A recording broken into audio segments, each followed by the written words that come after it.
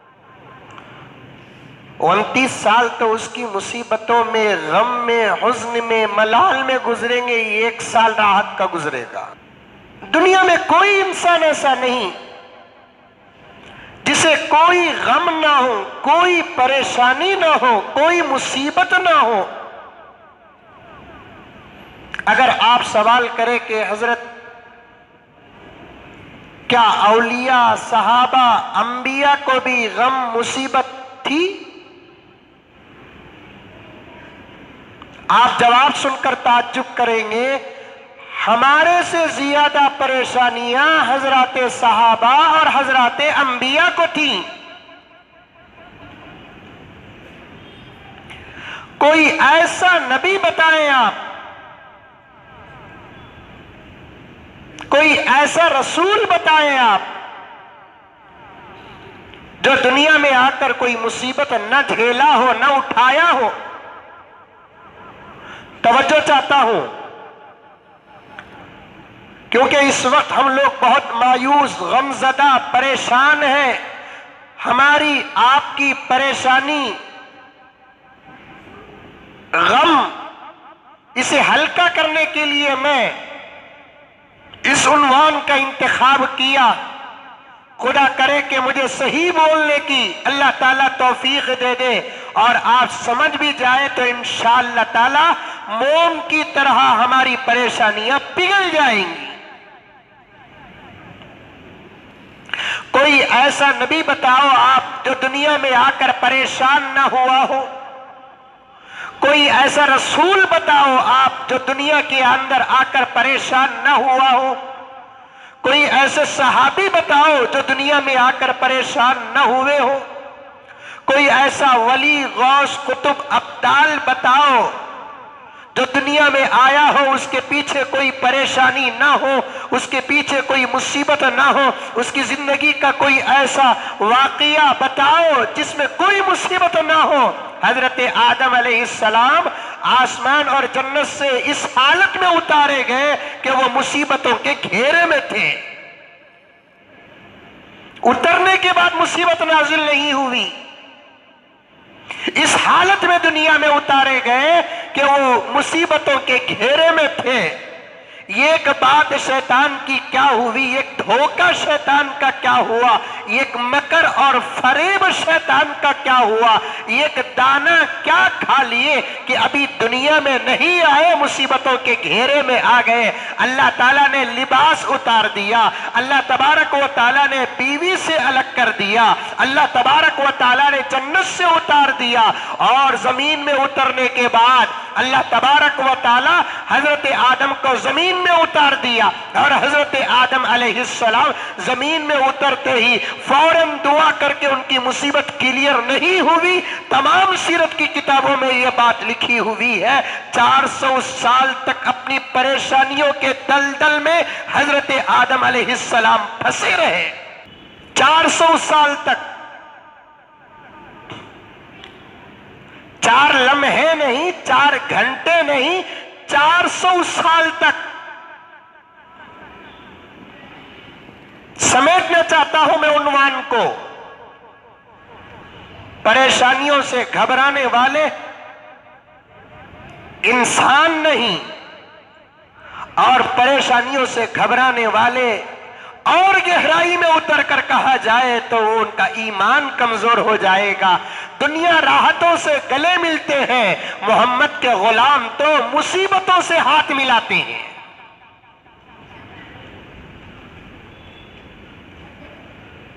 حضرت ابراہیم علیہ السلام کی زندگی اٹھا کر دیکھیں آپ، پیدا اسی گھر میں ہوئے جس گھر میں کفر تھا، شرک تھا۔ اس سے بڑی مصیبت کیا ہو سکتی ہے؟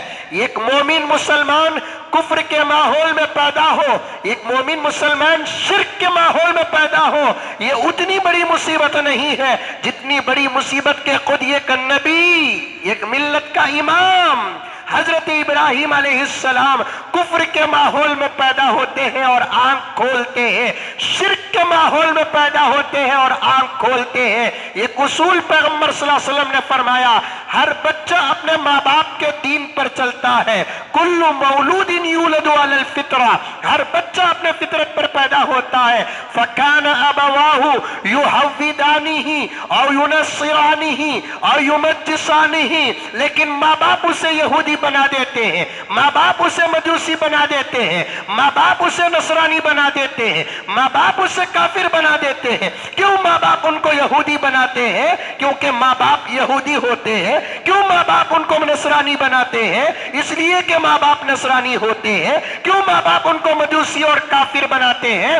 اس لیے کہ ماں باپ یہودی اور کافر اور نصرانی ہوتے ہیں۔ یہ اصول پیغمبر نے بنا دیا ہے۔ ماں باپ کا جو دین ہوگا بچوں کا وہ دین ہوگا، لیکن حقیقت یہ ہے دنیا کے اندر یہودیوں کے گھر میں پیدا ہونے والا بچہ بھی مذہب اسلام میں پیدا ہوتا ہے، عیسائیوں کے گھر میں پیدا ہونے والا بچہ بھی مذہب اسلام میں پیدا ہوتا ہے، نصرانیوں کے گھر میں پیدا ہونے والا بچہ بھی مذہب اسلام میں پیدا ہوتا ہے، کافروں کے گھروں میں پیدا ہونے والا بچہ بھی مذہب اسلام میں پیدا ہوتا ہے۔ کسی بھی مذہب کے گھر میں پیدا ہونے والا بچہ کیوں نہ ہو، حقیقت یہی ہے کہ وہ مذہب اسلام میں پیدا ہوتا ہے۔ ایک ہی حدیث کو، ایک ہی اصول کو رحمت دو عالم صلی اللہ علیہ وسلم نے دو پیرائے سے پیش کیا۔ کل مولود یولد علی الفطرہ، یہ ایک طریقہ اختیار فرمایا، اور ایک جگہ آقا نے فرمایا کل مولود یولد علی فطرت الاسلام، ہر بچہ مذہب اسلام میں پیدا ہوتا ہے، لیکن ماں باپ اسے لے کر اپنے طریقے پر آ جاتے ہیں۔ اگر اس اصول کو لے کر سامنے رکھیں گے، حضرت ابراہیم علیہ السلام کے لیے خطرہ تھا، کیونکہ باپ بھی کافر اور مشرک تھا، میں بھی کافر اور مشرک تھی۔ اس گھر کے اندر اللہ تبارک و تعالیٰ نے حضرت ابراہیم کو پیدا کیا، اس سے بڑی مصیبت کیا ہو سکتی ہے؟ اور کچھ بڑے ہوئے نمرود کے سامنے جا کر دعوت و تبلیغ کا بیان کرنا، اس سے بڑی مصیبت اور کیا ہو سکتی ہے؟ ماں باپ کے سامنے دعوت و تبلیغ کو پیش کرنا، اس سے بڑی مصیبت کیا ہو سکتی ہے؟ اور قوم کے سامنے دعوت و تبلیغ کا بیان کرنا، اس سے بڑی مصیبت کیا ہو سکتی ہے؟ اور آگے چلو، حضرت موسیٰ علیہ السلام کی زندگی پوری مصیبتوں کے گھیرے میں رہی، حضرت ایوب علیہ السلام کی زندگی پوری مصیبتوں کے گھیرے میں رہی، حضرت عیسیٰ علیہ السلام کی زندگی پوری مصیبتوں کے گھیرے میں رہی، جان کو خطرہ آیا۔ حضرت زکریا علیہ السلام کی زندگی پوری مصیبتیں اور غم اور ملال اور حزن کے گھیرے میں رہے۔ حضرت یحییٰ علیہ السلام کو مصیبتوں کے گھیرے میں رہ کر شہادت کا جام نوش کرنا پڑا۔ حضرت جرجیس علیہ السلام کو مصیبتوں کے گھیرے میں رہ کر اپنے ایمان اور اپنی نبوت کی حفاظت کرتے ہوئے شہادت کا جام پینا پڑا، یہاں تک کہ جس کے صدقے میں اللہ تبارک و تعالیٰ نے کائنات کو پیدا کیا، زمین کو پیدا کیا، آسمانوں کو پیدا کیا، جنت کو پیدا کیا، دوزخ کو پیدا کیا، ملائکہ کو پیدا کیا، جنات و انسان کو پیدا کیا، حوران و ملک کو پیدا کیا، ذرے ذرے کو پیدا کیا، وہ پیغمبر دو عالم صلی اللہ علیہ وسلم کی 63 سالہ زندگی کا مطالعہ کریں گے آپ تو اس نتیجے میں پہنچیں گے وہ پیغمبر کو بھی اپنی دنیاوی زندگی میں مصیبتوں کا سامنا کرنا پڑا۔ ایسا نہیں کہ پیغمبر نبوت کی شاہانہ کرسی میں بیٹھ کر لا الہ الا اللہ کا بیان کرتے تھے اور جوق در جوق مکی اور مدینی اور عرب اور عجب کے انسان آ کر کلمہ پڑھ لیتے۔ ایسا نہیں کہ پیغمبر نبوت اور پیغمبری کی شاہانہ مسرت میں بیٹھ کر راج کرتے تھے اور دولت قدموں میں قربان ہو جاتی تھی اور دسترخوان میں ہمہ قسم کے مرغ مسلم رکھے جاتے، ایسا نہیں۔ آپ صلی اللہ علیہ وسلم کی بچپن کی زندگی دیکھو کتنی مصیبتوں سے گزری، آپ صلی اللہ علیہ وسلم کی جوانی کی زندگی دیکھو کتنی مصیبتوں سے گزری، جب آپ صلی اللہ علیہ وسلم نے اعلان نبوت کیا اور یہ کہا عرب اور عجم کو سامنے رکھ کر، اے لوگوں میں اللہ تبارک و تعالیٰ کا آخری پیغمبر ہوں، تمہاری ہدایت کے لیے اللہ تبارک و تعالیٰ نے مجھے بھیجا ہے، تمہارا وجود میں سبب ہوں، میں نہ ہوتا تو تم نہ ہوتے۔ اب دیکھ रहा हो, कोई शिर्क के दलदल में फंसा हुआ है, कोई कुफ्र के दलदल में फंसा हुआ है, कोई कत्ल और गारतगिरी के दलदल में फंसा हुआ है, तुम्हें सच का प्याला पिलाने वाला कोई नहीं है, माँ बाप के मकाम और मर्तबे का प्याला पिलाने वाला कोई नहीं। तुम्हारे अक्लों पर ऐसा गिर्द पड़ा हुआ है, तुम्हारे अक्लों पे ऐसा पर्दा पड़ा हुआ है, तुम अपने माँ बाप को क्या पहचानना, बनाने वाले परवरदिगार को भी तुम नहीं पहचान रहे। उसी मारिफत का प्याला पिलाने के लिए अल्लाह तबारक व तआला ने तुम्हारे ही में से मुझे पैदा किया है। मैं अल्लाह का आखिरी पैगंबर अहमद और मोहम्मद हूँ, अल्लाह का रसूल हूँ, अल्लाह का नबी हूँ। ये ऐलान सुनने के बाद क्या पैगंबर को पत्थर नहीं पड़े? ये ऐलान सुनने के बाद पैगंबर के गले में रस्सी नहीं डाला गया? ये ऐलान सुनाने के बाद क्या पैगंबर के पीठ में ओझड़ी नहीं रखी गई? ये ऐलान पैगंबर दो आलम रहमत दो आलम सल्लल्लाहु अलैहि वसल्लम सुनाने के बाद आपके ऊपर कचरा नहीं डाला गया? क्या ये ऐलान सुनाने के बाद आपको फक्र फाके बर्दाश्त करने नहीं पड़े? तारीख और सीरत का मुताला करो। खुदा वहदहु ला शरीक की कसम, सारी दुनिया के हजरत उलमा इकराम का इत्तफाक है इस बात पर, मक्के की 13 साला जिंदगी पैगंबर की जो परेशान गुजरी है, तमाम नबियों की परेशानियों को एक पलड़े में रख दे और मेरे आका के 13 साला जिंदगी की परेशानी को एक पलड़े में रख दे तो मेरे नबी की परेशानियों का पलड़ा भारी हो जाएगा। ऐसी परेशानियां झीली पैगंबर। सहाबा की तारीख, ताबीन और तबे ताबीन की तारीख, अबू हनीफा की जिंदगी उठाकर देखो, परेशानियां, जेल, कैद खाना, बादशाहों का जुल्म मिलेगा आपको।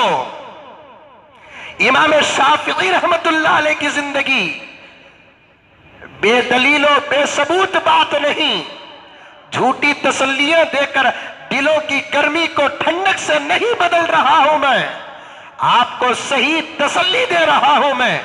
हिम्मत का दामन अपने हाथों से ना छोड़ो।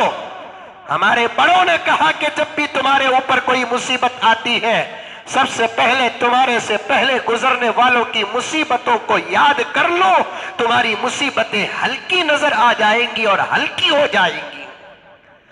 इमाम अबू हनीफा की जिंदगी में आपको कैद खाना मिलेगा, इमाम अबू हनीफा की जिंदगी में आपको जेल मिलेगा, इमाम अबू हनीफा की जिंदगी में आपको वक्त के बादशाह का जुल्म मिलेगा। कौन इमाम अबू हनीफा?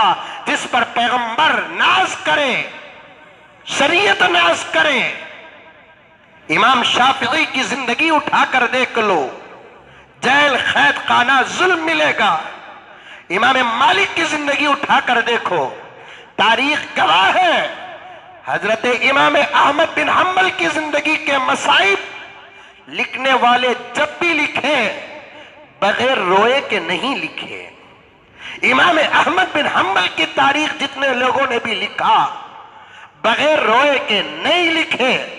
इमाम अहमद बिन हम्बल जिनको वक्त के बादशाह ने एक मसले को सामने रखकर कैद खाने में डाल दिया, कैद खाने में डाल दिया, मजबूर करने लगा, हमारे फरमान के तहत आ जाओ, हम तुम्हें माफ ही नहीं करेंगे, हम तुमको अपनी खिलाफत का एक बहुत बड़ा वजीर बना देंगे।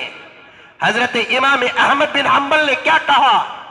तेरी वजारत तो दूर की बात, तेरी बादशाहत और खिलाफत जहां खत्म होती है, बिफज़लिल्लाह इमाम अहमद बिन हम्बल का मकाम वहां शुरू होता है। तू क्या मुझे देगा? जितना खुदा तुझे दिया है उससे करोड़ों अरबों खरबों अल्लाह तबारक व तआला मुझे अता कर दिया है। मुझे तेरी वजारत, तेरी खिलाफत, तेरी नजर शफकत की जरूरत नहीं है।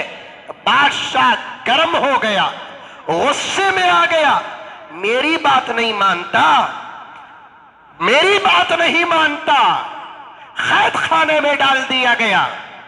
इमाम अहमद बिन हम्बल वहां भी हिम्मत का दामन नहीं छोड़े, सब्र का दामन नहीं छोड़े, मायूस नहीं हुए, इस उम्मीद में रहे कि मुसीबतें आती हैं, اگر بندہ صبر کرتا ہے دوسری طرف اللہ تبارک و تعالیٰ کی مدد بھی آتی ہے. مصیبتیں آتی ہیں، بندہ صبر کرتا ہے، دوسری طرف اللہ تبارک و تعالیٰ کی مدد بھی آتی ہے. امام احمد بن حنبل علیہ الرحمہ جیل میں رہے، روزانہ 100 سے زیادہ بادشاہ کے کارندے احمد بن حنبل کو آ کر سمجھاتے کہ اس مسئلے اور اس موقف اور اس فتوے سے ہٹ جاؤ. امام احمد بن حنبل 100 کا برابر جواب دیتے، ہرگز نہیں ہٹے گا. اتفاق سے جیل خانہ، جیل قید خانہ جہاں تھا اس کے سامنے ایک بہت بڑا پہاڑ تھا. ایک مرتبہ امام احمد بن حنبل نے کہا خلیفے کے کارندے سے کہ یہ سامنے کا پہاڑ ہل سکتا ہے. احمد بن حنبل اپنے فتوے سے بدل نہیں سکتا. یہ سامنے کا پہاڑ ہل سکتا ہے اپنی جگہ سے بادشاہ کے جاہو جلال کے رعب میں آ کر، لیکن احمد بن حنبل اپنے فتوے سے بدل نہیں سکتا. بادشاہ مایوس ہوا، آخر ایک آخری حربہ استعمال کرتا ہے، آخری حربہ استعمال کرتا ہے، کیوں نہ مار کر سمجھایا جائے. جب باتوں سے کوئی نہیں سمجھتے مارتے ہیں، اور مظلوموں کو مارنا یہ ہمیشہ سے ظالموں کا شیوا رہا. مظلوموں کو مارنا یہ ظالموں کا شیوا رہا. اور تاریخ اٹھا کر دیکھیں، آپ تاریخ اٹھا کر دیکھیں، ایک سچے اور پکے مظلوم کے سامنے کبھی ظالم تاریخ میں آج تک کامیاب نہیں ہوا. یہ نوٹ کر لے میری بات، یہ نوٹ کر لے، ایک سچے اور پکے مظلوم کے سامنے تاریخ میں کبھی ظالم کامیاب نہیں ہوا. عاشورہ کے ایک موقع پر ہمارے ملک کے پی ایم صاحب ایک جلسے کو گئے جو غالباً رافضیوں اور شیعوں کا جلسہ، ابھی آپ لوگ واٹس ایپ میں دیکھے ہوں گے. میں صاف صاف بات کرتا ہوں، میری بات میں کوئی غلطی ہو تو بات قاعدہ آپ گرفت کریں، لیکن بات کہنا پڑتا ہے. ہمارے ملک کے انکل جن کی سرپرستی میں ہمارے ملک کی کرنسی ہر سیکنڈ ڈاؤن ہوتی جا رہی ہے، پھر بھی ہمارا ملک آگے بڑھ رہا ہے. کل ہی ایک لطیفہ بہت اچھا پڑا، پرسوں جی ڈی پی بولتے نہیں اسے، انکل بیٹھے کے بعد کبھی بڑی نہیں کہتے. لکھنے والے نے لکھا میں نے اپنے بچپن سے لے کر اب تک ایک ہی مرتبہ ہمارے ملک کی کرنسی کو اوپر جاتے ہوئے دیکھا. کب؟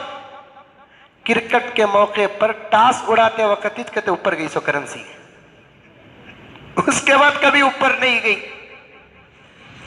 انکل نے ایک عاشورہ کے جلسے میں کہا سیدنا حضرت حسین رضی اللہ عنہ کی سیرت کے کچھ گوشے بیان کرتے ہوئے پتہ نہیں کہ حضرت حسین کی سیرت کے وہ گوشے ان تک کیسے پہنچ گئے. خدا کرے کہ پوری سیرت انکل پڑھ لے تو ہمارے ملک کا نقشہ بدل جائے گا، ملک سے فرعونیت ختم ہو جائے گی. حضرت حسین کی سیرت انکل پڑھ لے، ملک سے شدادیت ختم ہو جائے گی. اگر انکل حضرت حسین کی پوری سیرت پڑھ لے، ملک سے فرعونیت اور نمرودیت ختم ہو جائے گی.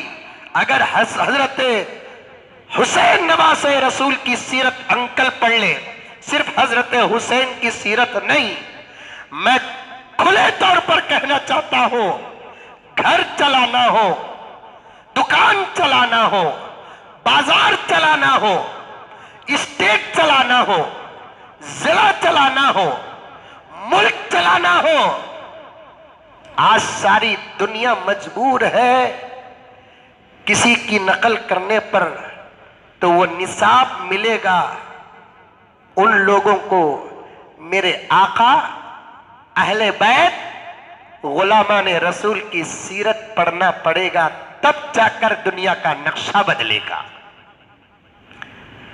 تب جا کر دنیا کا نقشہ بدلے گا۔ ورنہ میں ڈنکی کی چوٹ میں کہتا ہوں کہ لاکھوں قانون بنا لیں آپ، نقشے نہیں بدلیں گے۔ اگر نقشہ بدلنا ہے، سیرت محمد کا دامن ماننے والوں کو بھی پکڑنا پڑے گا، انکار کرنے والوں کو بھی پکڑنا پڑے گا، ماننے والوں کو بھی پکڑنا پڑے گا، انکار کرنے والوں کو بھی پکڑنا پڑے گا۔ سنیں، عاشورہ کے ایک جلسے میں انکل نے بڑی اچھی بات کہی، اور ہم محمد کے غلام ہیں، کسی سے بھی اچھی بات اور طرز نظر آتا ہے تو ہم اسے ایکسپٹ کرتے ہیں، قبول کرتے ہیں۔ انکل نے عاشورہ کے جلسے میں حضرت حسین رضی اللہ تعالیٰ عنہ کی سیرت کے گوشوں کو رکھتے ہوئے فرمایا، کہا کہ امام حسین نے ظلم کے خلاف آواز اٹھا کر ساری دنیا میں ایک تاریخ بنا دی۔ میں کہنا چاہتا ہوں جناب پی ایم صاحب، کیا تمہاری پریم منسٹری میں ملک کے اندر ظلم کے خلاف آواز اٹھانے کی اجازت ہے؟ ظلم کے خلاف آواز اٹھانے کی اجازت ہے؟ ظالم کے خلاف آواز اٹھانے کی اجازت ہے؟ جبکہ ہمارے ملک کے شریعت میں تو ہے ہی اپنی جگہ پر یہ بات، قرآن میں یہ بات ہے، حدیث میں یہ بات ہے، ہمارے ملک کے دستور میں بھی یہ بات ہے کہ ظالم کے خلاف اور ظلم کے خلاف، اور ظالم کسی بھی شکل کا کیوں نہ ہو، نیتا کی شکل کا ہو یا مولوی کی شکل کا ہو یا سامی کی شکل کا ہو، ظالم یا ڈاکٹر کی شکل کا ہو، ظالم یا پولیس کی شکل کا ہو، ظالم اچھی شکل کا ہو، ظالم بری شکل کا ہو، اس کے خلاف میں ادب اور احترام کے دائرے میں رہ کر، قانون کے دائرے میں رہ کر آواز اٹھانے کی اجازت شریعت تو دے چکی ہے، اللہ دے چکا ہے، پروفٹ محمد جگت گرو دے چکا ہے۔ اس کے ساتھ ساتھ ہمارے ملک کا دنیا کے 180 اور 190 ملکوں کے مقابلے میں ہمارا ملک بھارت اور ہندوستان اس دستور میں سب سے آگے ہے، اس قانون میں سب سے آگے ہے کہ ہمارا ملک، ہمارے ملک کی سیکولرزم اور ہمارے ملک کی جمہوریت ظالم کے خلاف آواز اٹھانے کی پوری اجازت دیتا ہے۔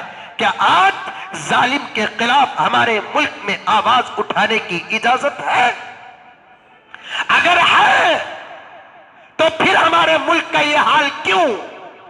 اگر نہیں ہے تو پھر اپنے زبانوں سے دھوکہ دینا بند کرو، ظالموں کی مدد کرنا بند کرو، مظلوموں کے لیے باہر آ جاؤ، مظلوموں کی مدد کرو۔ یہ شریعت کا بھی قانون ہے اور یہ ملک اور ملک کے دستور کا قانون ہے۔ امام احمد بن حنبل کو جب زبان سے سمجھایا گیا، امام احمد بن حنبل نہیں سمجھے تو ظالم نے کیا کہا؟ کوڑا اٹھایا۔ یاد رکھو، میری آواز اور میری بات جو حضرات سمجھ سکتے ہیں وہ سمجھ جائے۔ میں چاہتا ہوں، اس امید سے کہتا ہوں کہ سمجھے۔ کوڑا اٹھانے سے ہر وقت سچ باہر نہیں نکلے گا، لاٹھی اٹھانے سے ہر وقت سچ باہر نہیں نکلتا۔ مجبوراً کوئی مظلوم لاٹھی اور مار کے ڈر سے اپنے جو زبان سے نکال دیتا ہے، اسے سچ سمجھنا بھی بے وقوفی ہے۔ اور آج ایک خاص ڈپارٹمنٹ یہ طریقہ اختیار کر کے ہندو، مسلمان، سکھ، عیسائی مذہب کا نام لیے بغیر مظلوموں کے ساتھ اتیاچار کر رہا ہے، مظلوموں کے ساتھ اتیاچار کر رہا ہے۔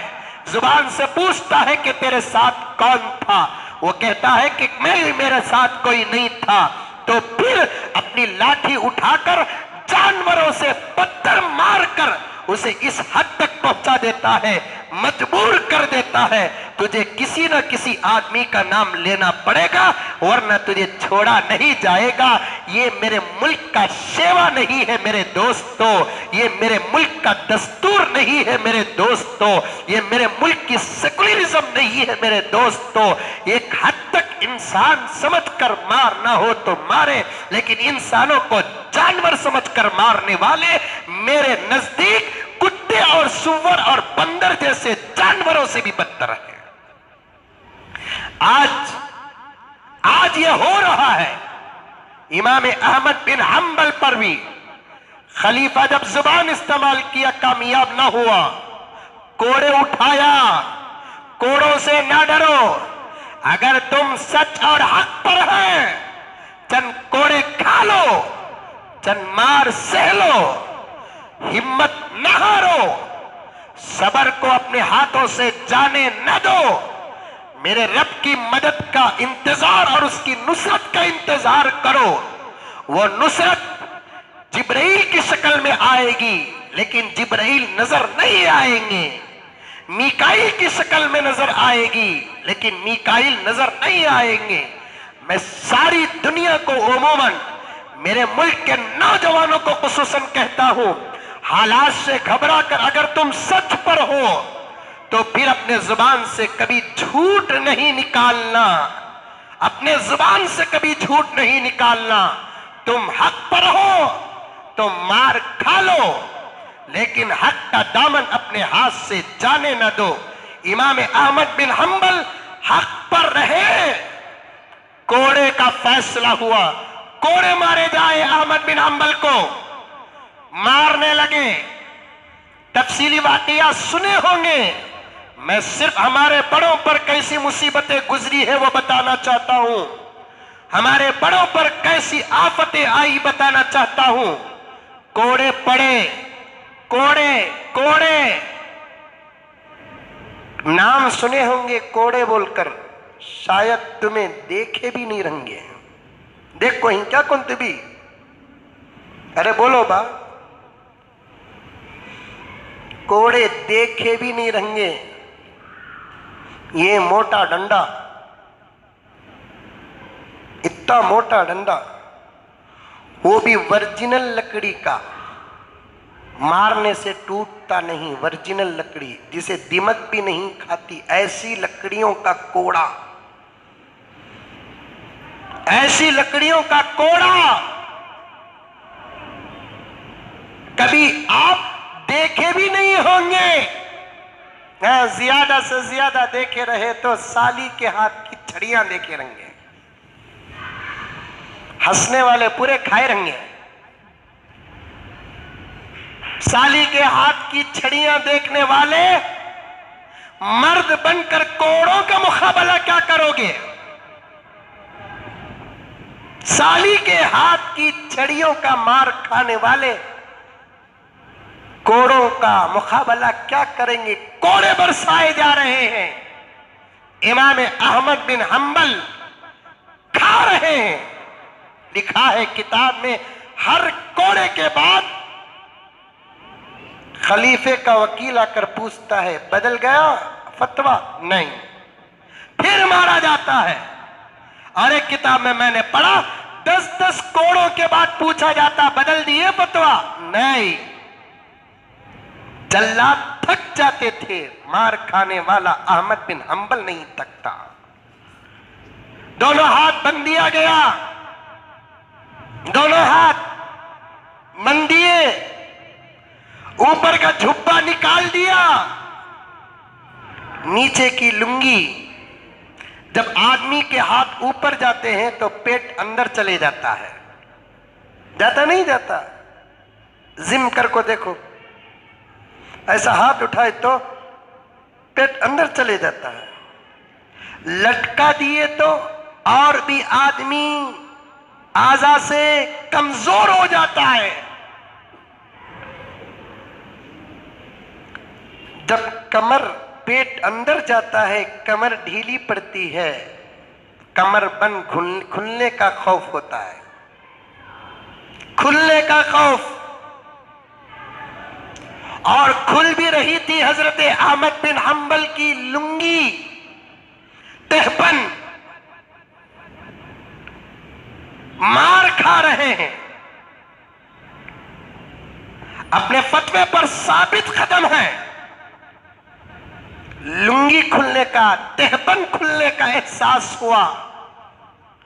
اب آسمان کی طرف نگاہ اٹھا کر اللہ سے دعا کرتے ہیں کہ رب العالمین، میں تیرے کلام کی حفاظت کے لیے یہاں تک پہنچ گیا، تو میری عزت کی حفاظت کر دے، عزت کی حفاظت کر۔ مصیبتوں میں خدا کو بلانے والے، آفتوں میں خدا کو بلانے والے کبھی مایوس نہیں ہوتے۔ ادھر احمد بن حنبل نے دعا کی، لکھا ہے کتاب میں، آسمان سے اللہ نے فرشتے کو بھیجا، جاؤ میرے احمد کی تہبند اور لنگی کی گھاٹی مضبوط کر کے آؤ، میرے احمد کی لنگی اور تہبند کی گھاٹی مضبوط کر کے آؤ۔ اسی لیے اس زمانے کے محدثین و مفسرین جب بھی اپنی کوئی بڑی مصیبت کو ختم کرنے کے لیے دعا کرتے، احمد بن حنبل کے پاس آتے، آ کر کہتے کہ حضرت، مار کھانے کے بعد آپ نے اپنے جسم پہ جو چادر ڈالی تھی، ذرا وہ چادر دو، ہم ایک مرتبہ بالٹی میں اس چادر کو ڈبوئیں گے اور چادر نچوڑ کر آپ کو دے دیں گے، اس پانی سے وضو کر کے خدا کے دربار میں دعا کریں گے۔ بات مشہور ہو گئی کہ اس چادر کے پانی سے وضو کر کے جو دعا کرتا، خدا اس کی دعا کو قبول کر لیتا۔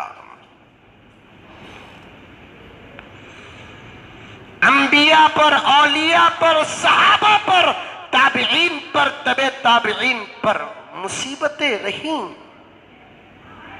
غریب بھی جا کر دیکھے، کیا حضرت قاسم نانوتوی پوری راحت کے ساتھ زندگی گزار کر چلے گئے؟ کیا حضرت رشید احمد گنگوہی، امداد اللہ مہاجر پوری راحت کے ساتھ زندگی گزار کر چلے گئے؟ کیا حضرت محمود الحسن گنگوہی رحمت اللہ علیہ کو جیل جانا نہ پڑا؟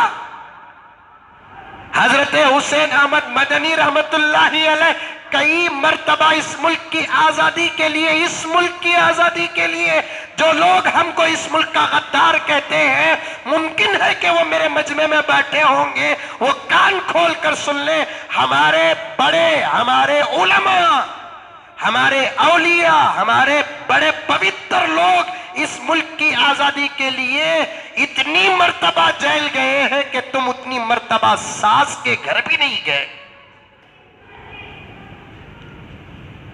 حضرت امام صاحب کی خدمت میں ابھی حسین احمد مدنی علیہ الرحمہ کا واقعہ پیش کروں، پولیس آئی، گرفتار کر لی، چلے گئی۔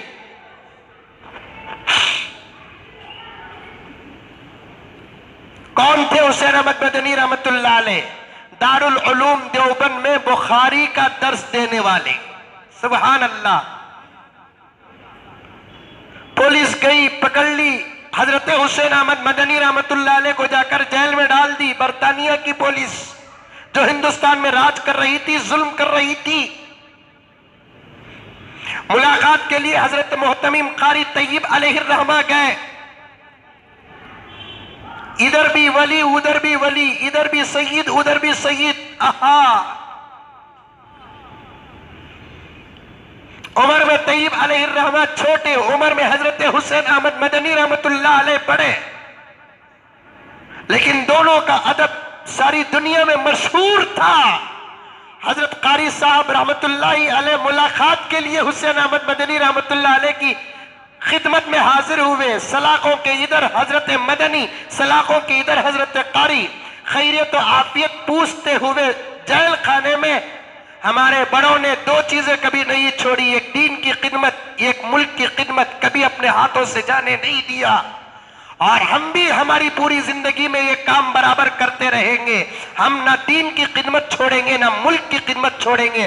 چاہے سامنے والا ہمارے بارے میں صاف نظر ڈالے کہ بری نظر ڈالے، اس کی نظر خراب ہوگی، اس کا دل خراب ہوگا، اس کی نیت خراب ہوگی، لیکن ہمارا کچھ بھی نہیں بگڑے گا. ہمارا کچھ نہیں بگڑے گا. حضرت قاری صاحب رحمت اللہ علیہ نے حضرت مدنی رحمت اللہ علیہ سے پوچھا، حضرت انشاءاللہ بہت جلد رہائی ہو جائے گی، اب آپ دن رات کیسے گزارتے ہیں یہاں؟ کہاں؟ جیل میں. حضرت مدنی رحمت اللہ علیہ نے فرمایا قاری صاحب علیہ الرحمہ سے کہ قاری صاحب یہاں جو قیدی ہے نا، ان قیدیوں کو میں تعلیم الاسلام پڑھا رہا ہوں. پڑھنے پڑھانے کا سلسلہ نہیں چھوٹا. مدنی علیہ الرحمہ نے فرمایا قاری صاحب میں یہاں کے قیدیوں کو اسلام سکھا رہا ہوں، شریعت سکھا رہا ہوں، نماز سکھا رہا ہوں، روزہ سکھا رہا ہوں، حلال سکھا رہا ہوں.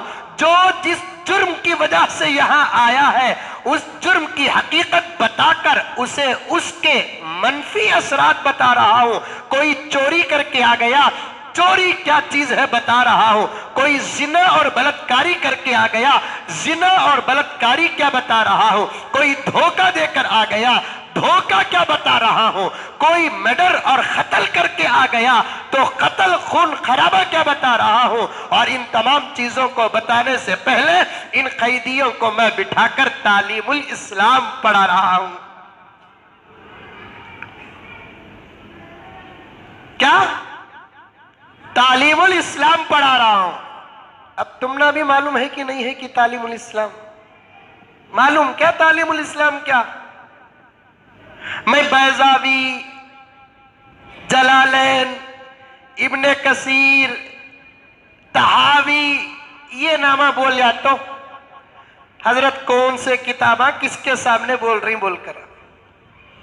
ایک بہت بڑے مفتی صاحب گزرے ہیں ہندوستان میں جن کا لقب ہی مفتی اعظم گزرا، حضرت مولانا مفتی کفایت اللہ صاحب علیہ الرحمہ.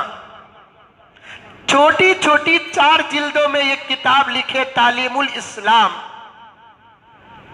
ہم جب شروع مکتب جاتے قرآن پاک کے ساتھ ساتھ دعائیں پڑھتے پڑھتے تعلیم الاسلام کا پہلا حصہ، دوسرا حصہ، تیسرا حصہ، چوتھا حصہ پڑھتے. ہمارے حضرت امیر شریعت حکیم الملت مفتی اعظم شاہ اشرف علی باقوی علیہ الرحمہ شیخ الحدیث و معتمم دارالعلوم سبیل الرشاد اکثر فرمایا کرتے، اگر کوئی آدمی اس دور میں بھی تعلیم الاسلام کے 4 حصے پڑھ لیتا ہے ایک حد تک وہ دین اور دین کے مسائل کو سمجھ جاتا ہے. بچوں کی شادیوں میں مجھے ہمیشہ سے خواہش فضائل اعمال، منتخب احادیث، بہشتی زیور، تعلیم الاسلام یہ تحفے میں دینا، دے کر بولنا پڑھ ماں تو بھی پڑھ، تیرے مرد کو بھی پڑھا سنا. نماز، روزہ، زکوٰۃ، حج، عقائد، جنت، دوزخ، فرشتے، حور، یہ تمام باتوں کو سوال اور جواب کی شکل میں حضرت مفتی اعظم مفتی کفایت اللہ صاحب علیہ الرحمہ نے داخل کر دیا ہے. آپ بخاری پڑھانے والا جیل میں کیا پڑھا رہا ہے؟ ارے بولو، سو گئے؟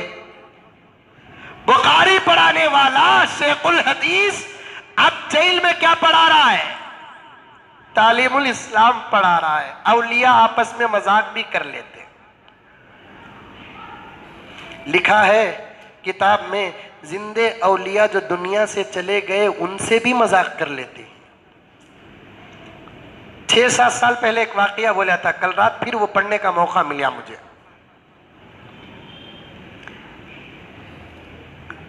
باقیات الصالحات تمل ناڈو کا ایک بہت بڑا مدرسہ، دارالعلوم دیوبند کی عمر کا، بلکہ اس سے بھی بڑا عمر میں. ان کے محتمم दारुल उलूम देवबंद के मोहतमिम साहब, बाक़ियातुस सालिहात के बानी और मोहतमिम दोनों के दोनों भी हजरत इमदादुल्लाह मुहाजिर मक्की के खुलफा।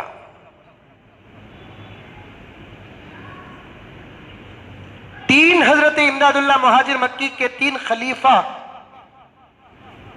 हिंदुस्तान के तीन हिस्सों में फैलकर तीन बड़े मदरसे बनाए। कासिम नानोतवी रहमतुल्लाह अलैह दारुल देवबंद बनाए उस तरफ, हैदराबाद की तरफ निजामिया वो बना, तमिलनाडु में बाक़ियातुस सालिहात बना। समझ रहे बात मेरी? समझ रहे? तीनों के तीनों औलिया। हजरत बानी बाक़ियात रहमतुल्लाह अलैह के पास एक नौजवान आया, आकर दुआ करने लगा, दुआ की दरख्वास्त करने लगा। औलिया का मजाक बता रहा हूं। हजरत दुआ फरमाइए, मैं अजमेर जा रहा हूं। कहां मालूम क्या? अजमेर। अजमेर जा रहा हूं। जा सकते हैं, सही अकीदे लेकर जियारत के लिए जाओ, कोई हर्ज नहीं है। मैं तो कहा था ना, मुझे खुद ख्वाहिश है, मौका नहीं मिल रहा है। जब मौका मिला तो लॉकडाउन था, क्या करूं? फ्री था लॉकडाउन में, कहीं भी जाएंगे बोलकर बोला तो क्वारंटाइन का डर। हजरत अजमेर जा रहा हूं। हजरत ने फरमाया जाइए, एक लेटर देता हूं, दरगाह के जरा दूर पर एक दरख्त होगा, उस दरख्त के नीचे एक बुजुर्ग बैठे रहेंगे, उस बुजुर्ग को जरा मेरा ये लेटर दे देना। कौन बोले? बानी बाक़ियातुस सालिहात। अच्छा हजरत। सीधा गए वो साहब अजमेर, जियारत कर लिए। अब देखे कि हजरत ने जो मकाम बताया है उस मकाम में कोई दरख्त है क्या? दरख्त है। फिर उसके बाद देखे वहां कोई बुजुर्ग बैठे हैं क्या? नूरानी चेहरे वाले, सफेद लिबास वाले, बेहतरीन इमामे वाले, जिनके चेहरे की नूरानियत से इलाका मुनव्वर नजर आ रहा है। ओहो, बिल्कुल यूं छंगे बोलकर गए, सलाम अलैकुम। वालेकुम अस्सलाम। मैं वेल्लूर डिस्ट्रिक्ट तमिलनाडु जनूबी हिंदुस्तान से आया। अच्छा अच्छा, वहाँ के एक बहुत बड़े मौलाना जो मदरसा चलाते हैं, उन्होंने आपको एक लेटर दिया है और सलाम भेजा है। वालेकुम अस्सलाम। फिर उसके बाद वो बुजुर्ग लेटर पढ़े, लेटर पढ़कर मुस्कुराए। उसके बाद उसी लेटर के पीछे उन्होंने कुछ लिखा, क्योंकि खत का जवाब खत से देना है। अगर कोई आपको खत भेजता है, बाज उलमा के नजदीक उसका जवाब देना वाजिबात में दाखिल है। आज के जमाने में मैसेज और व्हाट्सएप करता है, तो आपके पास वक्त है तो उसका जवाब देना आपको जरूरी है। बेकार के व्हाट्सएप नहीं, तुम्हें मुझे चाहते ही क्या? हजरत बोले जवाब देना वाजिब करते, लव यू।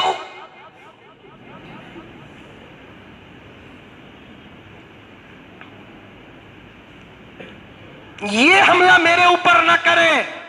हजरत जवाब देना वाजिब है। व्हाट्सएप में आप मुसलसल सवालात करते रहेंगे, मेरे पास इतना वक्त नहीं है कि मैं आपके व्हाट्सएपों को देखूं और मैं जवाब दूं। जहां जब नजर पड़ जाती है, वक्त होता है तो जवाब देता हूं। मुझे इस मसले पे माजूर रखें। हजरत ने उसी लेटर के पीछे जवाब लिखा, मुस्कुराए, लेटर के पीछे जवाब लिखा और कहा कि जिसने आपको ये लेटर दिया है उसे मेरा सलाम जाना देना और ये लेटर उसे दे देना। अब उन्हें जियारत से फारिग होकर जितने दिन रहना था रहकर वापस सीधे आया और हजरत से कहा, हजरत वो बुजुर्ग से मुलाकात हुई, अल्हम्दुलिल्लाह, चेहरा बड़ा नूरानी था, सफेद लिबास था, बेहतरीन इमामा था, इलाका मुनव्वर हो रहा था।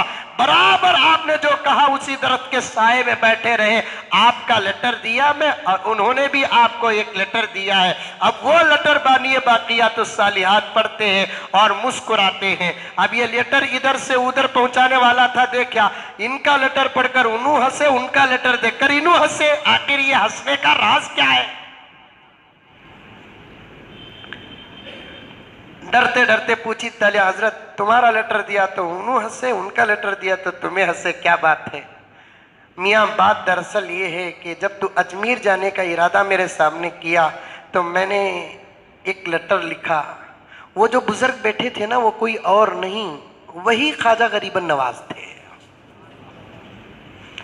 اگر اللہ والوں کے مزارات پر کوئی غیر غلط کام ہوتا ہے، خدا کی قدرت شامل حال ہوتی ہے، ان خبروں سے اللہ تعالیٰ اولیاء کو نکال کر کسی امن کی جگہ بٹھا دیتے ہیں۔ تم ناچ گانا کرتے رہو گے تو یہ نہ سمجھو کہ اولیاء قبر میں مزے لے رہے ہیں۔ اللہ تبارک و تعالیٰ اپنی قدرت کاملہ سے اس واہیات جگہ سے اولیاء کو نکال کر امن کی جگہ بھیج دیتے ہیں۔ جب وہ خراب ماحول ختم ہوتا ہے، اولیاء کو پھر وہاں بلا کر آرام کرنے کا موقع دیتے ہیں۔ کتنی خبریں ایسی ہوں گی جہاں اولیاء آرام کر رہے ہیں، لیکن عاشقان کے غلط محبت کی وجہ سے اللہ وہاں سے اولیاء کو کسی امن کی جگہ ٹرانسفر کر دیتے ہیں۔ ایسے ایک نہیں، کئی واقعات ہیں۔ میاں وہ درخت کے نیچے جو بیٹھے تھے نا، نورانی چہرے والے، سفید لباس والے، بہترین امامے والے، جس کے نور سے تو فیض پا رہا تھا، وہ کوئی اور نہیں، وہی تو معین الدین چشتی ہے جس کی تو نے زیارت کی۔ حضرت وہی حضرت تھے، جانے سے پہلے بولنا نہیں کہ حضرت آتا نہیں تھا، یہ معلوم تھا بول کر بولیا نہیں سو، یہ معلوم تھا بول کر بولیا نہیں سو۔ اچھا حضرت تمہارا لیٹر پڑھ کر کئی کو ہنسے؟ میاں بات دراصل یہ ہے کہ میں ان کو سلام لکھ کر گزارش کیا تھا کہ تمہارے مزار پر ہزاروں کی تعداد میں لوگ آ کر غیر غلط کام بھی کر دیتے ہیں جو شریعت سے ہٹ کر ہیں، خلاف ہیں، آخر ان کو آنے سے آپ اپنی کرامت کے ذریعے سے کیوں نہیں روکتے؟ تو میرا یہ لیٹر دیکھ کر وہ مسکرا کر جواب لکھتے ہیں اور مجھے کہتے ہیں کہ آپ کی گزارش بہت پسند آئی، جب آپ کے پاس سے ایک آدمی آیا تو اسے تمہیں روک نہیں سکے، میں ہزاروں کو کہاں روکوں؟ آپ کے پاس سے جو ایک آیا اسے نہیں روک سکے آپ، میں ان ہزاروں کو کہاں روکوں؟ اندر کا معاملہ الگ ہے، باہر کا معاملہ الگ ہے۔ اولیاء بھی آپس میں بڑا بہترین مذاق کر لیتے ہیں۔ جیل میں حضرت مدنی ملاقات کے لیے حضرت قاری طیب علیہ الرحمہ سلام کلام تسلی تشفی کے بعد حضرت قاری صاحب نے پوچھا حضرت مدنی علیہ الرحمہ سے، حضرت کیا مشغلہ ہے؟ دیوبند میں تھے، مدرسے میں ہوتے، تعلیم ہوتی، مدرسے کے بعد تحریک ہوتی، اب تو جیل میں آ گئے، کیا کر رہے ہیں؟ تعلیم الاسلام پڑھا رہا ہوں، پڑھنے پڑھانے کا مشغلہ نہیں چھوڑا۔ قاری طیب صاحب رحمت اللہ علیہ نے مذاق کیا، کیا بہترین ترقی پائی ہے حضرت آپ نے، بخاری پڑھاتے پڑھاتے تعلیم الاسلام تک پہنچ گئے۔ بخاری تو بہت بڑی کتاب ہے نا، اصح الکتب بعد کتاب اللہ تعالی، قرآن کے بعد سب سے بڑی کتاب، اس کتاب کے پڑھانے والے ہی کو عرف میں شیخ الحدیث کہا جاتا ہے۔ اور وہ کتاب ایسا ویسا آدمی بھی نہیں پڑھا سکتا، بلکہ بڑے تجربے ہونا چاہیے، گہرا مطالعہ ہونا چاہیے، اور حدیث کی سند اور متن کا بڑا گہرا علم ہونا چاہیے، اور اس کے بعد جا کر اسے اس کتاب کے پڑھنے اور پڑھانے کا موقع ملتا ہے۔ بخاری پڑھاتے پڑھاتے حضرت آپ کہاں تک پہنچ گئے کہ تعلیم الاسلام تک؟ لوگ تعلیم الاسلام پڑھاتے پڑھاتے بخاری تک پہنچتے ہیں، لیکن آپ بخاری پڑھاتے پڑھاتے تعلیم الاسلام تک پہنچے ہیں۔ حضرت مدنی نے جواب دیا قاری صاحب کو کہ قاری صاحب جہاں بخاری پڑھنے والے ملے میں نے وہاں بخاری پڑھائی، جہاں تعلیم الاسلام پڑھنے والے ملے وہاں میں نے تعلیم الاسلام پڑھائی، جہاں بخاری پڑھنے والے ملے میں نے وہاں بخاری پڑھائی۔ اب یہ جہل میں کون ملے گا مجھے بخاری پڑھنے والا؟ یہاں کون مسلم پڑھنے والا؟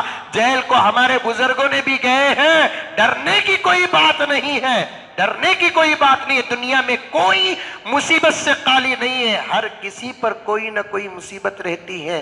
بعض کے چہرے ہنستے رہتے ہیں لیکن ان کے پیچھے کسی نہ کسی قسم کی کوئی پریشانی ہوتی ہے۔ ایک ولی کے پاس ایک آدمی آیا، آ کر کہنے لگا کہ حضرت زندگی میں ایک دعا میرے لیے ایسی کر دیجئے، بس اتنا، اس کے بعد نہ کبھی میں تمہارے پاس آؤں گا نہ دعا کی درخواست کروں گا۔ حضرت نے پوچھا کیا دعا؟ تو اس نوجوان نے کہا کہ آپ کہہ دیجئے کہ مجھے دنیا میں کوئی مصیبت ہی نہ آئے، یہ ایک دعا کر دیجیے۔ اب وہ اللہ کے ولی ہاتھ اٹھا کر دعا کرتے ہیں کہ اے اللہ، یہ تیرا بندہ آیا ہے، تیرے سے امید رکھتا ہے، گزارش کرتا ہے کہ اس کی زندگی میں کوئی مصیبت نہ آئے۔ اللہ تبارک و تعالیٰ نے اس بزرگ پر الہام کیا، کہا کہ اے میرے بندے، اس بندے سے کہو کہ کسی ایسے بندے کو دیکھ کر آ جائے جس کے زندگی میں کوئی مصیبت نہ ہو، اسے دیکھ کر کہہ دے کہ اے اللہ مجھے اس کے جیسا بنا دے، تو میں اسے اس کے جیسا بنا دیتا ہوں۔ اب ولی سنے، اسے بولے جا با، تیری دعا قبول ہونے کے قریب تک پہنچ گئی ہے، تو کسی ایسے بندے کو دیکھ کر آ جس کی زندگی میں کوئی مصیبت نہیں، اللہ تعالیٰ سے تو دعا کر اللہ مجھے اس کے جیسا بنا دل بول کر اللہ تجھے اس کے سکا بنا دلتا۔ اب انہیں پورا گوری پڑلا، شیواجی نگر، ٹانی روڈ نکو،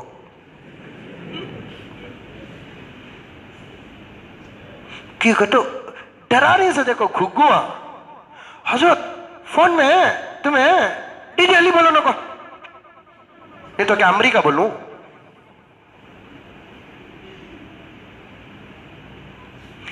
دلوں سے ڈر نکالو، دلوں سے خوف نکالو، بلکہ اللہ اور اللہ کے رسول کی عبادت اور اطاعت میں اتنے اتر جاؤ کہ تم کسی کو دیکھ کر ڈرنے کی ضرورت نہیں، جس کی نظر تم پر پڑ جائے اس کی پیاٹ گیلی ہو جائے۔ کیا ہمارے پاس اللہ نہیں؟ الیس اللہ بکاف عبدہ، اللہ فرماتے ہیں میرے بندے تیرے لیے میں کافی نہیں؟ الیس اللہ بکاف عبدہ، تیرے لیے میں کافی نہیں؟ دنیا کی تمام طاقتیں کسی کے پاس ہو، ہمارے پاس ہمارے اللہ کی طاقت ہو تو پھر دنیا کا کوئی فرعون ہم سے کامیاب نہیں ہوگا۔ ایک پوائنٹ بتاتا ہوں نوجوانوں، سنو، آج ہمارے دلوں میں اتنا خوف اس لیے ہے کہ ہم اللہ سے ڈرتے نہیں، نبی کی سنتوں پر عمل کرتے نہیں۔ یہ دو چیزیں ہمارے اندر ایسی آ گئی ہے جس کی وجہ سے ہم غیروں سے ڈرنا پڑتا ہے۔ اگر اللہ کا خوف اور نبی کی اطاعت ہوتی تو ہمارے سے زمانہ ڈرتا، ہمارے سے زمانہ ڈرتا۔ ایک نقطہ بتاتا ہوں، سنو، آج عمل نہیں ہمارے پاس۔ میں گزشتہ جمعہ کچھ دعا بھیجا تھا، کچھ دعا بھیجا تھا، چند دن پہلے بھی دعائے انس بھیجا تھا ریکارڈ کر کے، دعاؤں کی تحریر بھیجا تھا، آیتوں کی آیات حفاظت۔ اتفاق سے بہت سارے لوگ الحمدللہ پڑھنے لگے، دعائے انس پڑھ رہے نہیں پڑھ رہے؟ پڑھو پڑھو، بڑی محبت کے ساتھ کہتا ہوں، اب اللہ کے سوا ہمیں کوئی بچانے والا نہیں ہے، کوئی بچانے والا نہیں ہے، اور کسی کے بچانے کی ضرورت بھی نہیں ہے۔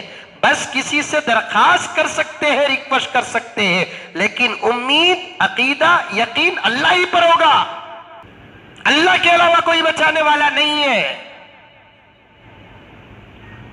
میں نے دعائے انس بھی بھیجا، پتہ نہیں کہ کتنے لوگ پڑھ رہے ہیں۔ جو لوگ پڑھ رہے ہیں وہ لوگ کہہ رہے ہیں کہ حضرت پڑھنے کے بعد ایک عجیب قسم کا سکون حاصل ہے، ہمت حاصل ہے۔ اتنی سہولت کے ساتھ اس دعا کو پیش کرنے کے بعد بھی لوگ نہیں پڑھ رہے ہیں۔ ایک صاحب پوچھ رہے ہیں حضرت وہ سورہ انس کون سے پارے میں ہے؟ اسے دعائے انس سورہ انس میں فرق نہیں ہے۔ ایک مولوی صاحب ہے نا، ایک آدمی کو پکڑ کو مار لے گوتے کہتے 15 اگست کو، آدمی سب مولوی صاحب کو پوچھے کہتے کئی کو حضرت آج آزادی کا دن ہے، اس میں تمہیں کئی کو مار رہی؟ گھگو کہا کہ 10 مرتبہ کو پوچھیا آزادی کی نماز کتنے بجے بول کو؟ انہیں یوم آزادی کو عید الفطر سمجھ گا. آزادی کی نماز کتنے بجے؟ سورہ انس کون سے پارے میں پوچھ رہا ہے؟ دعائے انس اور سورہ انس میں کوئی فرق نہیں ہے. اب تک تجھے قرآن کے پاروں اور سوروں کا نام یاد نہیں ہے تو پھر گھر کے اندر قرآن رکھ کے کیا فائدہ؟ رکھنے کا نام مسلمان نہیں ہے، پڑھنے کا نام مسلمان ہے.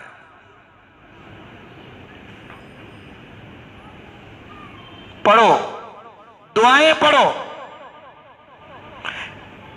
ابھی قریب میں 2 دن پہلے ایک صاحب کا فون آ رہا ہے، حضرت میں آپ کا بیان بڑے غور سے سنتا ہوں حضرت، عمل بھی کرتا ہوں حضرت. شکریہ بھائی،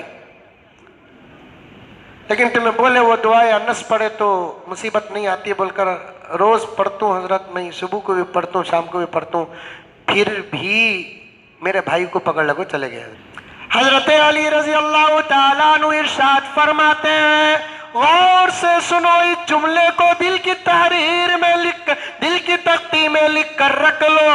اللہ تبارک و تعالی جزائے خیر عطا فرمائے. حضرت علی لقمان امت کو، جو نبی کی یونیورسٹی کا سب سے بڑا طالب علم گزرا ہے، حضرت علی فرماتے ہیں فرائض کو چھوڑنے سے جو عذاب آتا ہے، وظائف کے پڑھنے سے وہ عذاب ختم نہیں ہوتا. فرائض کے چھوڑنے سے جو عذاب آتا ہے، وظائف کے پڑھنے سے وہ عذاب ختم نہیں ہوتا. دعائے انس ضرور پڑھو مگر فجر کی نماز کے بعد. جانور کی طرح سو رہا ہے فجر کی نماز کو، جبکہ پکڑنے کے لیے تجھے فرشتے آ رہے ہیں. پولیس کی حیثیت کیا؟ پولیس تو بعد میں پکڑ رہی ہے. اللہ کا عذاب فجر کی نماز چھوڑنے سے پہلے تجھے پکڑ لیا. فجر کی نماز چھوڑ کر 10 بجے تک زندہ لاش بن کر کورونا کا مریض کی طرح وینٹیلیٹر کے بیڈ میں سوئے جیسا سو رہا ہے. 10 بجے اٹھ کر مزمل صاحب بولے انس پڑھ سو کیا دعائے انس پڑھے تو کیا بھی مصیبت نہیں آتی. بسم اللہ علی نفسی، بسم اللہ علی اہلی و مالی و ولدی، بسم اللہ علی ما آتانی اللہ. ارے مسلمان، یہ دعا ایک دوا ہے، نماز تیری غذا ہے. یہ دعا نہ بھی پڑھے، نماز انشاءاللہ تجھے بچا لے گی. نماز چھوڑ کر دعا پڑھے گا، تیرا بچنا بہت مشکل ہوگا. اللہ یہ نہیں کہا سمندر میں پیر رکھ دے بسم اللہ علی مجریہا و مرساہا ان ربی لغفور الرحیم. یہ سمندر میں سفر کرنے کی دعا ہے. نوٹ مثال دے کر تمہاری کھوکھلی کھوپڑیوں پہ یہ بات اتارنا چاہتا ہوں. آقا نے فرمایا جب تم گھوڑے پر سفر کرو یہ دعا پڑھو، گدھے پر سفر کرو یہ دعا کرو، بری سفر کرو یہ دعا پڑھو، ہوائی سفر کرو یہ دعا پڑھو، بحری سفر کرو یہ دعا پڑھو. آقا نے فرمایا جب تم سمندر کا، دریا کا سفر کرو گے تو یہ دعا پڑھ لینا بسم اللہ مجریہا و مرساہا ان ربی لغفور الرحیم. یہ دعا پڑھ کر سفر شروع کرو، انشاءاللہ تعالی سمندر، تالاب، ندی کے سفر، سمندر، تالاب اور ندی کے حادثوں سے بچیں گے. اب یہ دعا کب پڑھنا؟ کشتی میں بیٹھ کر پڑھنا، کشتی کو چھوڑ کر نہیں پڑھنا. کشتی کو چھوڑ کر پڑھو گے تو پھر دعا کا اثر نہیں ہوگا. کشتی میں بیٹھ کر پڑھو گے تو دعا کا اثر ہوگا. دعائے انس کب پڑھنا؟ فجر کی کشتی میں بیٹھ کر پڑھنا، مغرب کی کشتی میں بیٹھ کر پڑھنا، تب یہ دعا کا اثر ہوگا. وقت کا فرعون کا دجال بھی تمہارا بال اکھاڑ نہیں سکتا. فجر نہیں، ظہر نہیں، عصر نہیں، مغرب نہیں، عشاء نہیں، دعائے انس. ایسا کہا میں؟ ارے اللہ کو گواہ رکھ کر کہو میں نے یہ کہا. مسجد ویران ہو، نمازی نہ ہو، دعاؤں کا دامن ہاتھ میں ہو، ایسی دعا کرنا دعا نہیں بلکہ اللہ کے ساتھ مذاق اور اللہ کا امتحان لینا ہے. आज मस्जिदें वैरान हो गई। कैसी मुसीबतें चल रही है, कैसे आफात है हमारे सरों पे, होश से काम नहीं लेते। बस हमें क्या, हमारा दिमाग क्या। पीर के दिन एक नौजवान आकर कहने लगा कि हजरत हमारी मस्जिदों में जुमे के बयानात ही नहीं हो रहे हैं। रोया उन्हें।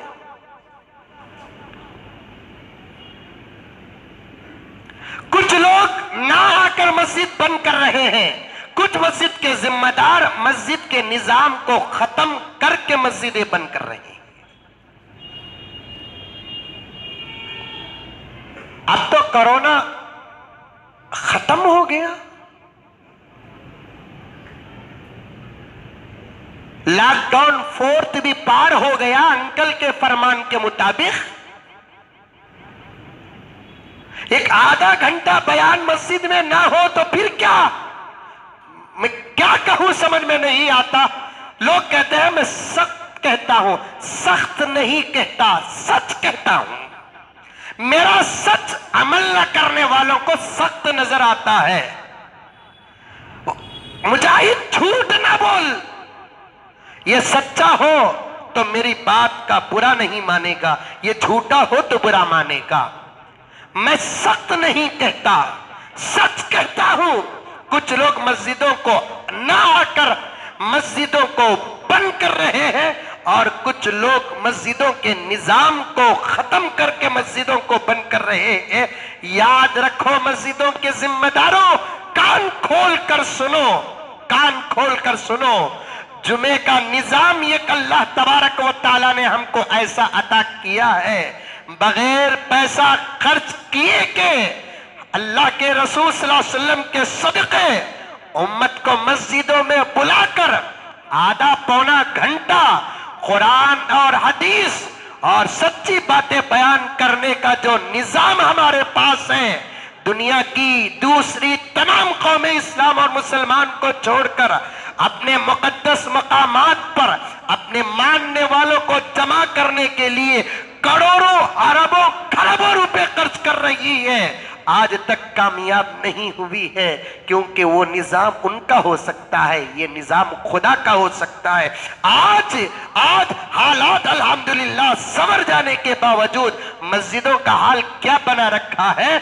मस्जिदों में जुमे के बयानात नहीं, कमेटी वाले तो उर्दू तकरीरों को बंद करने के मौक़िफ़ तक आ गए हैं और कहने पर मजबूर हो गए। क्या जरूरत भाई, हमारे इमाम साहब एक 5 मिनट का अरबी खुतबा मिंबर पर दे देते, इतना हुआ तो बस ये लोगों को जमा कर ले को मौली सभा ऐसे वैसे बाता करदल को कई को हमारी मस्जिदों में गलाटा। ला हौल वला कुव्वता इल्ला बिल्लाह। कान पकड़ कर कहता हूं, मैं समझता हूं कि दूसरे हमारे दुश्मन उतने ज्यादा नहीं जितना कि मस्जिद के जिम्मेदार उलमा के उतने दुश्मन है।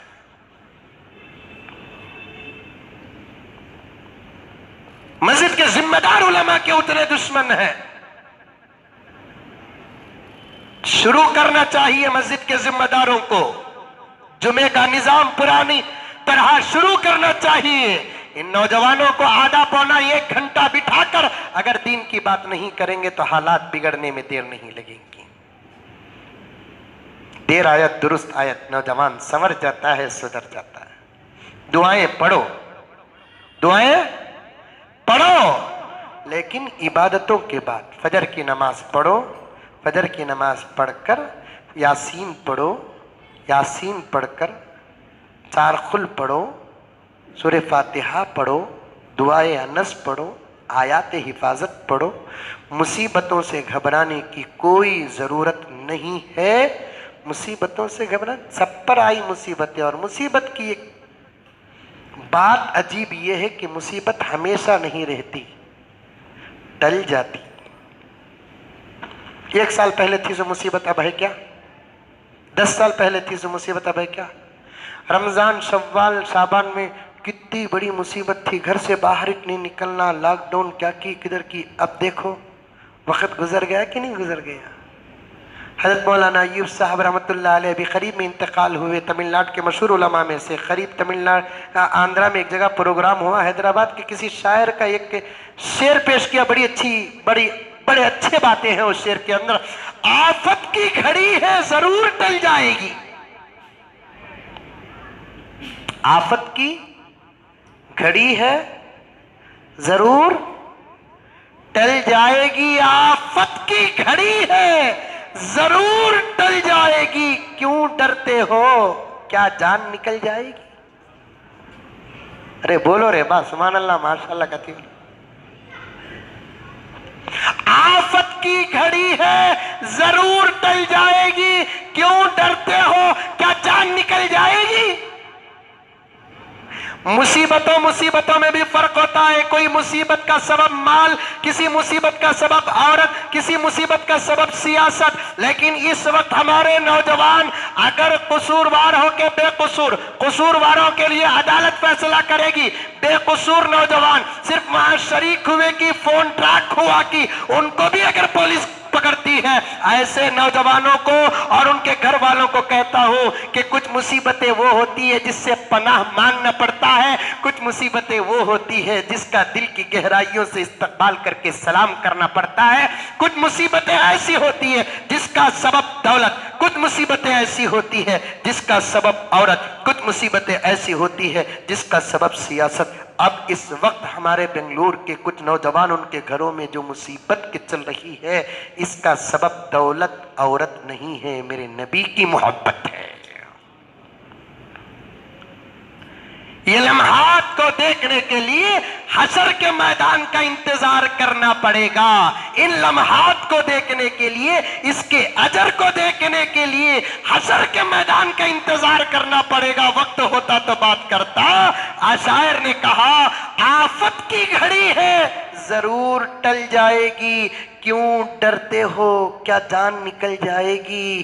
آفت کی گھڑی ہے ضرور ٹل جائے گی، کیوں ڈرتے ہو کیا جان نکل جائے گی؟ مشکل کب تک کہو گے حیدر؟ یعنی شاعر کا نام تھا حیدر، ورنہ تمہیں ٹیپو سلطان کے ڈیڈی حیدر علی سمجھ جائیں گے۔ مشکل کب تک کہو گے حیدر؟ ہمت کرو تقدیر بدل جائے گی۔ مشکل کب تک کہو گے حیدر؟ ہمت کرو تقدیر بدل جائے گی۔ تاریخ میں فرعون کامیاب نہیں ہوا، موسیٰ ہی کامیاب ہوئے، نمرود کامیاب نہیں ہوا، ابراہیم ہی کامیاب ہوئے، ابو جہل اور ابو لہب کامیاب نہیں ہوا، میرے آقا سرکار مدینہ صلی اللہ علیہ وسلم ابو بکر اور عمر کامیاب ہوئے۔ اس وقت بھی انشاءاللہ تعالی دشمن کامیاب نہیں ہوگا، کامیاب میں ہوں گا، کامیاب انشاءاللہ آپ ہوں گے، ڈرنے کی کوئی ضرورت نہیں ہے۔ نمازوں کی پابندی کرو، خدا کا واسطہ دے کر کہتا ہوں، ہر جمعہ کہہ رہا ہوں، نمازوں کی پابندی کرو، قرآن پاک کی تلاوت کرو، قرآن پڑھنا نہیں آتا تو کھول کر دیدار کرتے رہو، صبح شام استغفر اللہ ربی من کل ذنب و خطیئت و اتوب الیہ۔ اگر پورا پڑھنا نہیں آتا تو نوجوان آفر پر آفر دے رہا ہوں، استغفر اللہ پڑھتے رہو۔ حضرت علی نے فرمایا مصیبتوں کو ختم کرنے کے لیے استغفار سے بہتر کوئی علاج نہیں ہے۔ پڑھو تم لگا، پڑھیں گے انشاءاللہ 100 200 500 مرتبہ استغفار، استغفر اللہ، مرد عورتیں سب پڑھتے رہو، ہمت نہ ہارو، ڈرنے کی کوئی ضرورت نہیں ہے، کچھ بھی فکر کرنے کی ضرورت نہیں ہے، بس اللہ کو منانے کی ضرورت ہے، ہمارے اپنے آپ میں سنورنے اور سدھرنے کی ضرورت ہے، کثرت سے درود پڑھنے کی ضرورت ہے، استغفار پڑھنے کی ضرورت ہے۔ انشاءاللہ تعالی ثم انشاءاللہ بہت جلد حالات سازگار ہو جائیں گے۔ میں وہ واقعہ بھی اور بہت ساری باتیں رہ گئی، آئندہ جمعہ آپ کی خدمت میں عرض کروں گا۔ دعا کیجئے کہ اللہ رب العزت مجھے اور آپ کو عمل کرنے کی توفیق اور سعادت عطا فرمائے۔ آخر میں حسب معمول ہماری مسجد کے چندے کے متعلق آپ تمام حضرات سے گزارش ہے کہ بڑے مسائل لاک ڈاؤن کے بعد مساجد میں شروع ہو گئے ہیں، آپ سے گزارش ہے کہ زیادہ سے زیادہ چندہ مسجد کے لیے عنایت فرمائیں۔ اور ایک اعلان یہ کرنا ہے، دیکھتا ہوں کہ بہت سارے بوڑھے حضرات، بزرگ حضرات ہماری مسجد کو آتے ہیں، ارادہ ہوا ہمارے مسجد کے ذمہ داروں کا بھی میرا بھی ہوگا کہ ایک تقریباً 50 سے 100 کرسیوں کی ضرورت ہے۔ اگر کوئی آپ میں سے دینا چاہتا ہے یا دلانا چاہتا ہے، یہ 1 2 10 15 20، تاکہ ان بزرگوں کو، کیونکہ بیان ذرا لمبا ہوتا ہے، بہت دیر تک بیٹھے رہنا بزرگوں کے لیے تکلیف دہ بات ہے۔ آپ میں سے اگر کوئی دینا چاہتے ہیں 1 کرسی 2 کرسی 3 کرسی، بہتر ہے کہ قیمت دے دیے تو سب بھی ایک ہی ڈیزائن کے لے لیں گے، ورنہ آدھا تیتر آدھا بٹیر ہو جائیں گا۔